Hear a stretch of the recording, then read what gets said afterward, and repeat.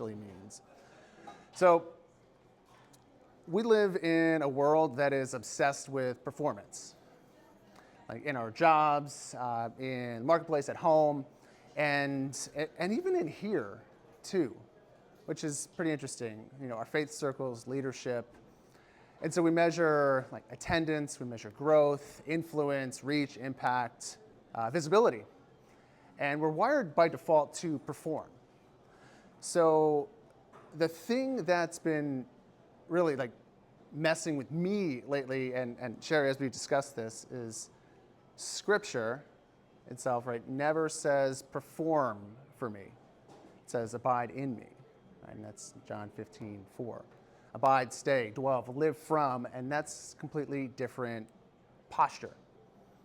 And so I want to introduce the phrase, which we already brought up, which is presence posture. So presence posture is the shift from striving for God to living with God. It's the quiet awareness. Like even in the busyness, even in the pressure, that God is not distant. Right? He's not waiting for you to get it together. He's not sitting somewhere evaluating your productivity. Right? He is with you. So let that land. Let it sit. I know I sat with that for a while. And so a piece of scripture that we dove into was Deuteronomy 31:8. Right? The Lord himself goes before you and will be with you. He will never leave you nor forsake you. Now, there's some interesting context around this moment. Moses is about to die. These 40 years of wandering in the wilderness, it's coming to an end. And a brand new leader is stepping up. Right? The people are standing on the edge of the promised land. But it's not peaceful territory that's waiting for them. It's actually occupied land. And there's going to be battles. There's going to be resistance. And there's going to be moments where nothing feels certain. Nothing feels stable. And so they're standing on the edge of everything that is unknown. No roadmap, no guarantees. There's no proof that any of it is going to go well. And that is the moment that God says, I will go before you. I will be with you. I will never leave you.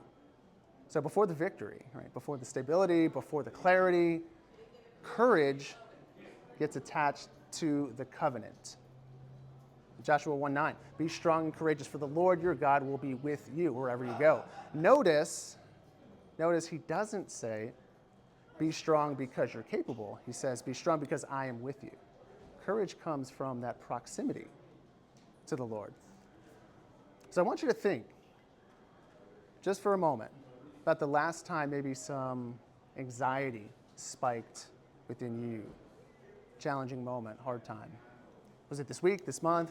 Really reflect and go back on that moment. And a lot of us here, myself included, have dealt with a lot of stress and uncertainty over the past couple months, more than we probably ever could have imagined. And I always feel it right in the same place. It's always right here, right in the pit of my stomach. Now, as you're reflecting, right, I want you to ask yourself this one question.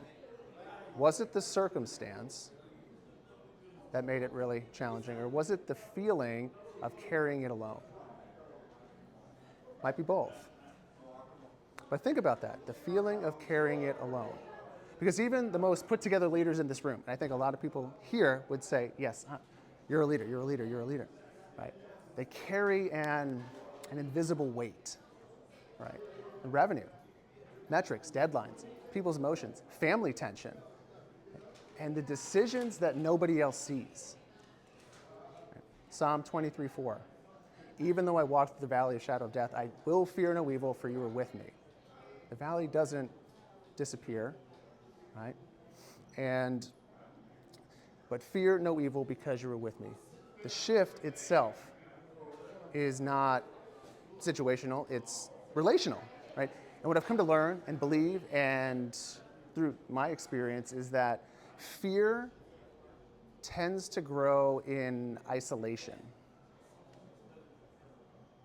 How many of you experienced that, where fear tends to get worse in isolation? Yeah, I know I have. Peace grows in awareness. And so there's this trap, that we all kind of face. There's a trap in today's culture, this hustle culture. Do more, serve more, build more, right? Post more, grow more, and I get it. Like, we have to be productive. And I live in that world. We all do. But, Jesus says, John 15:5, apart from me, you can do nothing. Psalm 46:10, be still and know that I am God. I know I struggle with this stillness.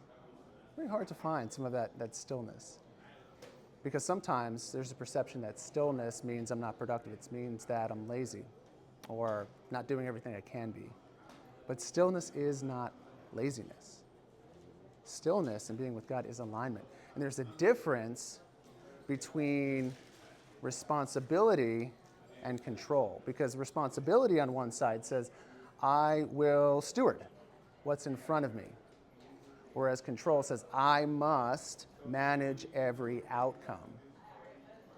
Now, this theme of presence posture that we were talking about earlier, it releases those outcomes. Because here's the part that nobody really says aloud, and it's we often strive, not just because we're ambitious, but we strive because maybe we're a little bit afraid. Afraid of falling behind, afraid of disappointing people, afraid of not being enough. But you don't have to perform to keep God near. He's already there. And so this is what matters, right, a lot, right, in how we lead and how we show up for others. Because when we lead from anxiety, we transmit anxiety. When we lead from, say, approval seeking, we transmit maybe instability sometimes. But when we lead from presence, we transmit steadiness. And so Isaiah 26:3, you will keep in perfect peace those whose minds are steadfast because they trust in you. So steadfast doesn't mean perfect. It means anchored. Anchored in Jesus Christ, anchored in your faith. And it changes your tone, it changes your peace, your pace. It changes your reactions, your decisions. And you start responding instead of reacting. You start listening instead of rushing. And you start moving from trust instead of tension. And so there's this difference between believing God exists and living aware that He is present. So James 4:8, draw near to God and He will draw near to you. So this presence posture, again, right? The theme of today, it isn't about earning closeness, right? It's about practicing awareness. It's about seeing, truly seeing that God is already with you. So we'll close with this. So what I want you to leave with here, and as we go into some of these other activities, right, just one question. What changes this week if you truly believe you're not alone? What conversation shifts? What pressure lightens? What control loosens? What fear maybe quiets just a little bit? That's that presence over performance. And if that's true, if it's true, and everything shifts.